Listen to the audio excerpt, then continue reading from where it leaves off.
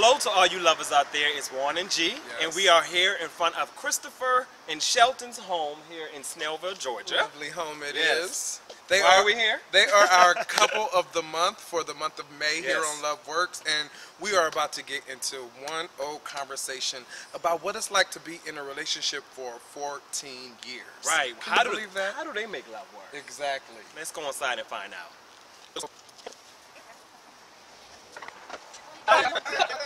Hey lovers out there, we are here with the Stroman Innes's or the Innes Stromans? Stroman Innes. Stroman Innes. Your name's Stroman, right? We are in their lovely, lovely home. I walked in and I said, "Wow, it's so expensive." I wasn't ready for it. Expensive. Expensive. Oh, expensive. We don't know. So how did y'all meet? Amber Alert. Amber Alert. Amber Alert, guys. This is live TV. I heard about that 4-month-old baby. Somebody return that 4-month-old baby. To have a child together. Yes. Tell us about your child. What's his name? His name is Jonathan. Jonathan. Okay. Yes. Jonathan Innes or Jonathan Not Stroman Stroman Innes? It's not Stroman Innes shit because we're not married yet. Okay, and you just keep getting so much segues. I know. So we can talk about. Quick question before you go into the marriage. Why does he have your last name? Because initially, when we did our adoption, the plan was that Shelton was going to take my last name, and that. Look, now Okay, you're okay, all right. alert. Okay, Oh, that was watch. going on. Show people to watch. They got money. Right. How much they watch it cost? All right, continue. Yeah, initially after we did the adoption, we were supposed to get married. He was going to take my last name. Yes. Okay. Because we discussed that. I guess we talked about this hyphenated name. To us, I mean, no disrespect to anyone else, but the hyphenated name always sort of, you can tell that someone is gay when they do that because it's a hyphenated name. Okay. Oh, really? You know, I always, because a lot of women do that too. I always think, oh, she an independent woman. So, you know that have a hyphenated name? Really, I do. Oh yeah. Unless they're Spanish. There's some Spanish ones that do. Well, I didn't really care at the time about the hyphenated name. I just wanted all of us to have the same last name. Yeah. Same when my mom said, she wanted us, all her kids and her to have the same last name. I wanted the same. Now here lately, I've seen everybody else with the hyphenated name, and I'm like, oh, we're gonna do the hyphenated name. So y'all going to the hyphenated name? Well, I will have Stroman Innes, and Jonathan will have Stroman Innes. Okay. Chris will just have Innes. Okay. No, I'll probably take the same thing. So At this point, 14 years later, that's the least of our issues. Well, that's what I was going to ask. Like, why are you still against the hyphenated name, or at least taking it for yourself? I'm not anymore. Back then, I was. Why? He's not. Just because I told Shelton, it was, to me, it sort of, when you see the hyphenated name, you could tell that, let's say your child's in school, for instance. Oh, he has a hyphenated name. He's a little bit different from the other children or so. Well, not necessarily for Jonathan, but for yourself. Oh, I did. Well, my personal reason was because I'm a doctor also too. It's a little bit harder to. It can be done, but to change your name legally becomes a little bit more of a hassle. There's a lot more loopholes to change your license and that kind of stuff. So that takes us to the next subject. Tell us why you want to marry. Then you said we're gonna get married. Let's pursue the name. But 10 years later, you guys still haven't gotten married yet. Yeah. So tell us why. Yeah. Part of it was when I proposed to Shelton, which was actually more than 10 years ago. 12 years ago? We were in Vegas at the time at the Golden Nugget, yes, and I proposed to him. I knew we wanted to get married, but I didn't really even know how was that going to happen. Yeah, what that really that was a long time ago, and that wasn't really, I don't even remember if any states were legal back then. It wasn't, and I didn't care. I had the ring on my finger. Right, and really, it was my birthday. And for us, that's how it was back then. Nobody really got married. Yeah. So that was married. Right. I cried, jumped for joy at the same time, and I was like, oh my God, this man want to marry me. So you said yes, needless. Yeah, almost there. And then after that, you started to see, Massachusetts and California and some of these other ones popping up. But we talked about it, about whether we should go to that state. But of course, we have friends who do that. You go to the state, but you come back and it's the same thing. That's us. Yeah. Your marriage means nothing in the state of Georgia. Right, that's us. So what does that mean to you? So how does that translate into your would-be marriage? Like, had you gone to another state and come back to Georgia, would you feel any less married? I don't think I would feel any less marriage, but what we have the problem is we don't have the benefits of being married. We such as the federal rights for tax breaks, all those type of things. We don't have those rights. If he was to go and get hurt in the hospital or whatever, his 401k, his parents will end up getting it, not me, or his cousins that haven't seen us, talk to us, will get it, not me. So those type of things, and we have a child that has to be taken care of no matter what. So those are the type of things that why marriage is so important to us, and again why we are now part of the Lambda legal case of marriage equality here in Georgia. Just going to introduce that Chris and Shelton are a part of the statewide lawsuit against Georgia about same-sex marriage. So is this story that you just told us all of the reasons why you guys decided to join in on the case? Yes, even with my not being able to go and get my last name changed, all that is a part of the case as well. Okay. And I think it became a lot more critical with our son being involved. Because now you as parents, you have to protect your child. You want to see the everything that goes into it to protect him in the long term. And that gets very scary sometimes. Yeah. We think in the future for what could possibly happen if we're not recognized as his parents. We riding the coattails of someone who never thought we would be leading plaintiffs of this, and it's now named after our family, Ennis. Ennis versus Alabama. Oh wow, that just gave me chills. And I think that's amazing. That just gave me chills, and it's amazing that they have brown faces on the head in front of that in Georgia. Yeah, in Georgia. That's huge. Yeah. A lot of people think Georgia is black and really black, but Atlanta is. But the rest of Georgia, I think that speaks volumes. So I know you guys can't speak too much on it, but the only question I wanted to ask about that is, when is it expected to wrap up? Sometime in June. We should hear next month. Wow. Yes. Okay. Oh, that's awesome. We're going to take a quick break right here on LoveWorks. Couple of the month. Ennis Strowman's. Right. So check out this message from our sponsors. I've always wanted to say that.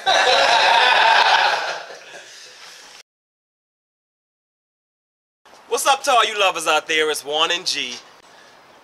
And we thought this was a great opportunity to encourage all of you lovers out there to go deeper into your relationship and take part in the Emory Stronger Together campaign. Yeah, oftentimes, you worry about your physical fitness, your six-pack abs, your bulging biceps, but once you get into a relationship, your sexual health kind of takes a back burner for some people. And we want to send a message out to you to let you know that sexual health is just as important as your physical fitness. Exactly. So take responsibility for each other's health, go deeper into your relationship, and go to strongertogether.us and take part into the campaign. And if you're eligible, you can even receive $80 for your time. Once again, that website is strongertogether.us. That's strongertogether.us. Go deeper. Peace. So, welcome back. We are here again with Chris and Shelton. We brought a table over because we're drinking wine. We like to drink. Right. Cheers. Cheers to the couple of the month. Thank you. Now, I wanted to, we kind of talked about it a little bit, but I wanted to talk about your son and how you guys came to get the little fella. So, tell us about that process. That was a long process. First, we started trying to go through the state of Georgia. That was 2 years waiting, trying to get a child, and they kept coming back with the whole thing back then was that these children needed a mother and a father. Oh, really? They blatantly said that to you? Yes. We were denied like 2 or 3 times. Wow. We were trying to adopt the child, and they said over a course of how long? 2 years. Oh, I would have died waiting 2 years and kept telling no. So that's why we went through the private service. Okay. Abby's one true gift. 2 weeks we were matched. Really? Is that here in Georgia as well? That is in...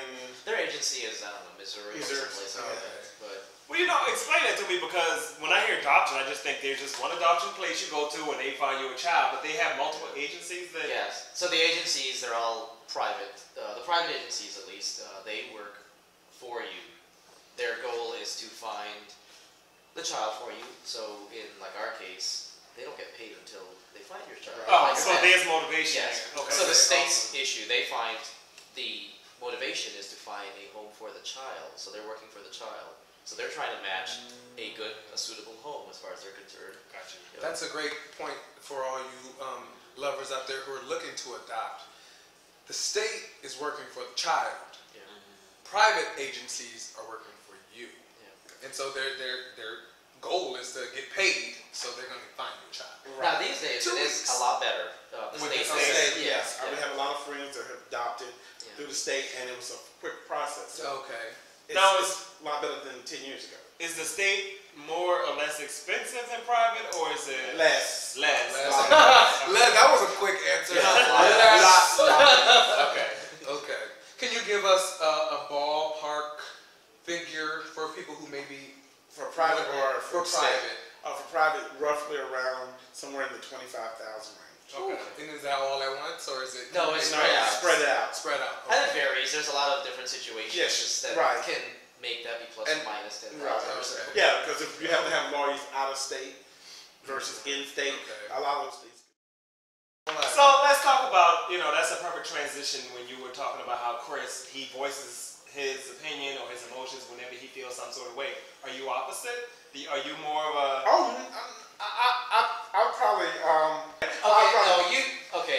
You're the one, Shelton is the one who is least affected by intimacy. Let's just put it that way. Least affected by lack of intimacy. Exactly. Oh, so you are the one. He is the I one. tell them.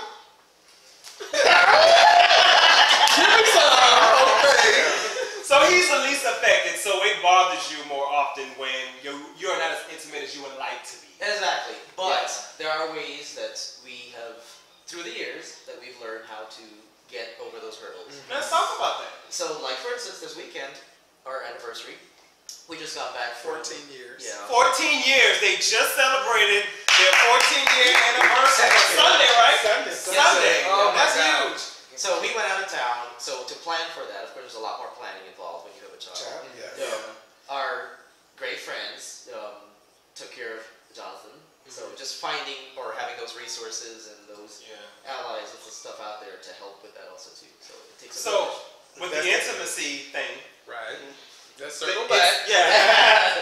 It's because for you, it's because I'm a parent and it takes a lot. It takes a lot of me, and we own Snailville Pet Resort. Okay. So I'm working throughout the day. I come you home. a boss. Right. Now so you gotta. And I I'm work cooking. Hold up now, don't you do? But when I come home, I'm cooking, trying to help Jonathan with homework, doing other things. And it's not just in this house. I help with the community. I cook too. I know you do, baby. So do you feel like you do a lot more than Chris? No, I don't feel like I do a lot more than Chris. I'm just tired of it. His energy is up. So welcome back. We were just talking about intimacy, and I believe that Shelton was he had something that he needed to get out about the whole intimacy factor. I know you talked about how you interpret intimacy and how Chris interprets intimacy. Yes, because his was saying foreplay and sex. And my thing was, to be intimate, you can just hold me sometimes. Hold me. There's no foreplay that has to go on. There's no sex that has to go on. Just hold me. Let me feel held, and so I can fall asleep in your arms. But now, every time that happens, stop. Every time that happens, you get to that point, sex has to take place. Okay, He can't help himself when you're all Just like rub that. my hand or rub my ears. Oh, wait a minute now. So what happens when I try to hold you? What happens when I try to hold you? Because sometimes I need my freedom. I got to stretch away. We got a king size bed for a reason. Oh, that's all right. I am like that too. I need some space now. And then when I turn over to sleep, I need to sleep. Well, let me ask you this, Chris. When he says he interprets intimacy as holding me, blah blah blah, what do you call that? Pre-foreplay? I mean, it is intimate. Free flow. It has. So to me, you're supposed to lead into something with that. So you just can't hold and that's it. You can, but You don't like. You ain't feeling that. yeah. I mean, why? Why should you Usually, restrict? what's wrong with it though? Right? So obviously, though, even though this is an issue and it's been an issue for a while, it's not a deal breaker. Almost. Oh no, it's not a deal breaker. If that was a deal breaker, I mean, our relationship is not based on sex. Right. Yeah. So there's so much more to it. So if other people are going through the same thing, there is hope to get through it. You just have to figure out ways. Right, and actually know, and hopefully you base your relationship on more than just sex. So let me ask you this question. So we've been talking about all of the challenges in a relationship. You know, after 14 years, guys, you see this. There's always going to be challenges. If there's not challenges in your relationship, you're not growing. Definitely. At all.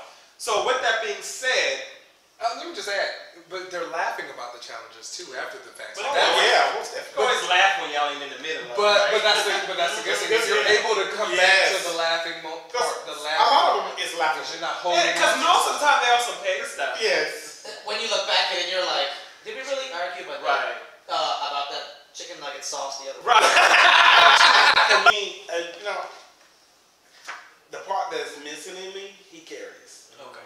Which is what? So my craziness with his logic helps me. Isn't that crazy how his logic gets on your nerves sometimes? But it makes me say, it balances you out. It does balance me. And I told him, when you think I'm not listening, I'm listening. On that note, we're going to take a break, and I think when we come back, I want to kind of get into giving some people out there who are watching who are not in relationships, maybe just kind of give some advice or, you know, opinions on dating and relationships in 2015. All right, so we'll be right back. But what is it? What do you think you see as the problem in dating with men sometimes these days, or even back when you were even dating? What do you think one of the major issues with dating today? Because a lot of people, they get and have a date, and after 3 days, I ain't got time for that. He ain't that this. I don't have time, blah, blah, I'm on to the next. I think they focus on physical attributes. Physical attributes. Yeah, it's all about what you look like, your money, those kinds of things. So it's not about what's inside and what your spirit is about and that sort of thing. And not truly coming in to accept, I want to try to make this work or be in a relationship, and being open to be yourself. Right. A lot of times we come with these, Facade. I'm a celebrity from whatever, and I got money. Right. Unnecessary. Yeah. Or I'm driving this right here. You know you rented it. Stop. Right. Right. Let's be who you are and come into as who you are. Mm-hmm. I mean, and then I think they would make the relationship last because I'm getting the person that I'm actually talking to. Right. Why do you think, and I'm just saying we, you know, as a community, why do you think we're like that? Why do you think that we feel like we have to attach ourselves to all of these superficial things to show our worth? Because society has moved to that point, seems like.